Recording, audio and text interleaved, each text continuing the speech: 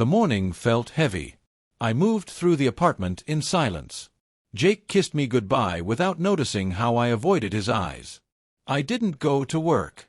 I didn't go anywhere near the office.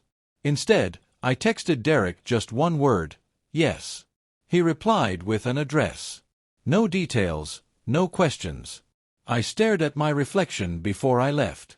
I looked composed. Inside, I was splitting apart. The building was tall, clean, silent. The elevator climbed without a sound. When I stepped inside the suite, Derek was already there, relaxed, unreadable. There were no pleasantries.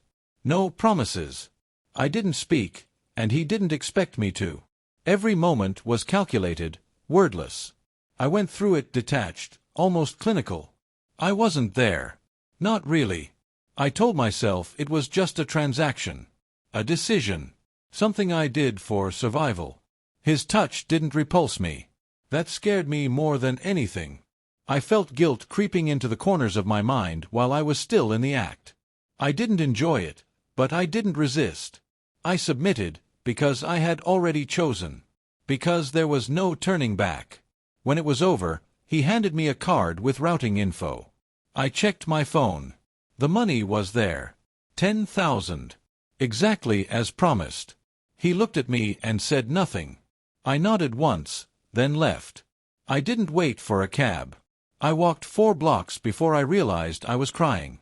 Not sobbing, just quiet tears, like something inside me was leaking out and I couldn't stop it.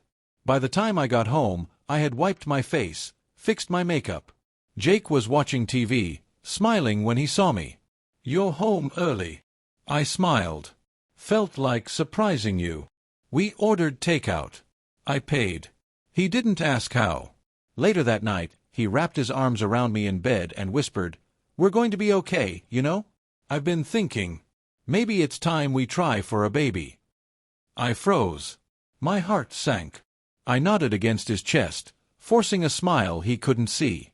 I didn't sleep. I stared into the dark, the weight of what I'd done pressing down on my chest, and I knew I could never undo it. I woke up before Jake and sat at the kitchen table in silence, staring at the coffee cup in my hands. My body was still, but my thoughts wouldn't stop. The money sat in our joint account now. I told him it was a bonus for high performance. He believed me without hesitation. That hurt more than if he'd doubted me. At work, Derek was casual. No change in his tone, no mention of what happened. Just routine updates, project deadlines, and short nods. He didn't linger. He didn't leer. He acted like nothing had changed. But it had. I had. When he passed me in the hallway, he said, "You're doing excellent work." That was it. No expression. Just those words. But I heard more in them than I wanted to. At home, I avoided mirrors.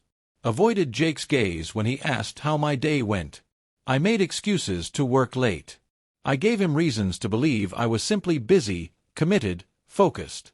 I cooked more, laughed louder, touched him more often. It was guilt, not affection. I was trying to cover a wound with routine. The guilt didn't fade. It transformed. I started wondering if he suspected. If he noticed the way I flinched when he brought up the future.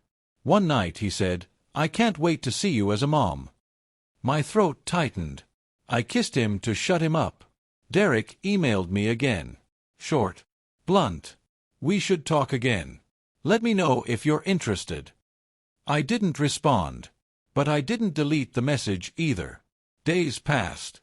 I kept going through the motions, but I was somewhere else. I started writing in a journal, something I hadn't done in years.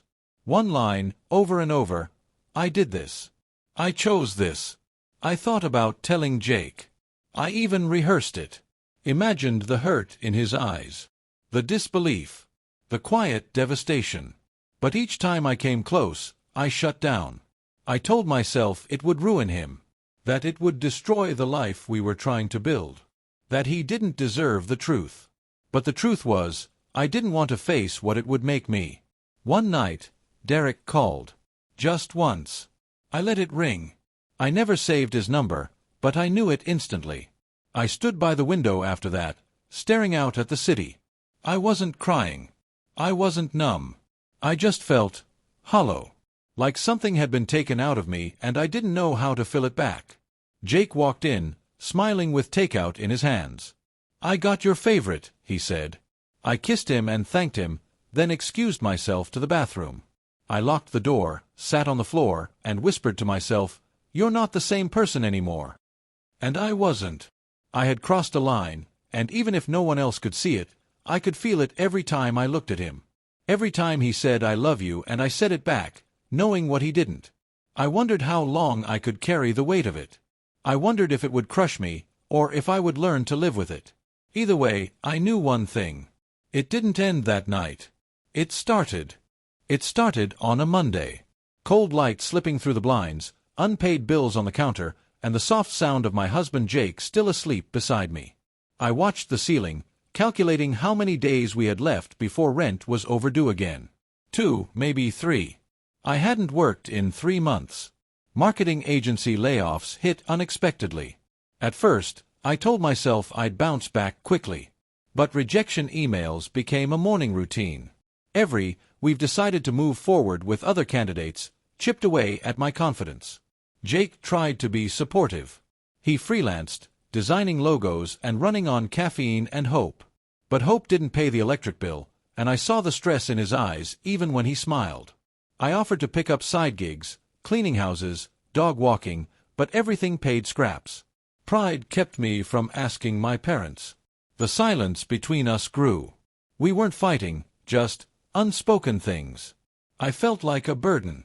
He still kissed my forehead each night, still held me close, but I couldn't meet his eyes. I hated myself for how useless I felt. Then the email came. "We reviewed your resume and would like to schedule an interview." A small firm downtown, private consulting. I didn't even remember applying. I replied within seconds. The next morning, I stepped into the sleek office, my heels clicking against marble floors. A tall man in a tailored gray suit stood behind a glass desk. Derek Johnson. Confident. Composed. He shook my hand firmly, eyes never leaving mine. "You're sharp," he said, flipping through my resume. "Overqualified, actually. But I like that." I told him I was ready to work, eager to contribute. He nodded slowly, then smiled. "You start tomorrow. I have a good feeling about you." As I stood to leave, he added, "Loyalty is rare these days. But I reward it well."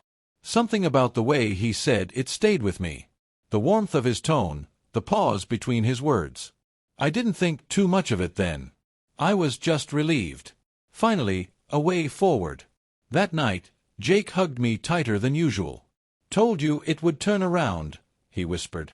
I smiled. I didn't tell him about the look Derek gave me, or how it made me feel seen, noticed in a way I hadn't felt in months. I told myself it was nothing. But that was the beginning. The first week flew by. Derek was sharp, efficient, and expected results. I delivered. He never raised his voice but didn't need to. People moved when he entered a room. He spoke little, observed a lot. And he noticed everything I did. He started calling me into his office more often, sometimes to review reports, other times just to talk. It was always professional, but the air shifted slightly when we were alone. I told myself I was imagining it. At home, Jake tried to stay positive. But the weight of our reality never left the room. The fridge was half empty. The internet bill was overdue. He asked if we should sell the old TV. I told him I'd handle it. I didn't say how.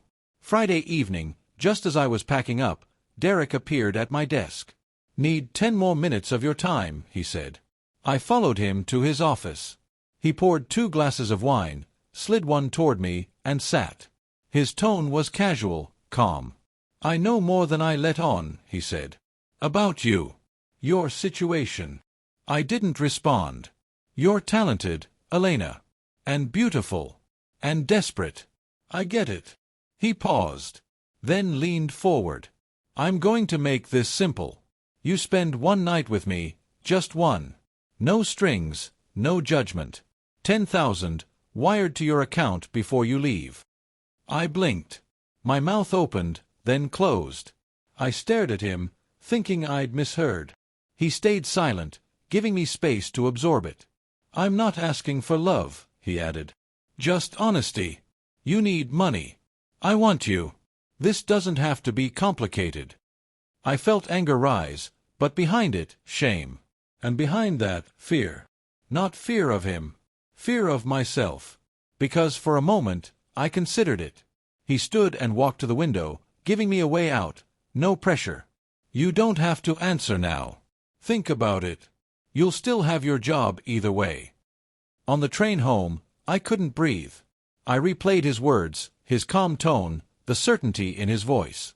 He didn't beg. He didn't push. He offered, as if this were just business. I hated that part of me wasn't disgusted. I hated that it made sense. I hated how easy he made it sound. Jake met me at the door with a hopeful grin. "Got some good news today. My client finally paid me. Maybe we can breathe a bit." I smiled, nodded, but inside, I was unraveling. That night, I lay in bed awake while Jake slept soundly. 10,000. One night. No strings. I stared at the ceiling and didn't sleep.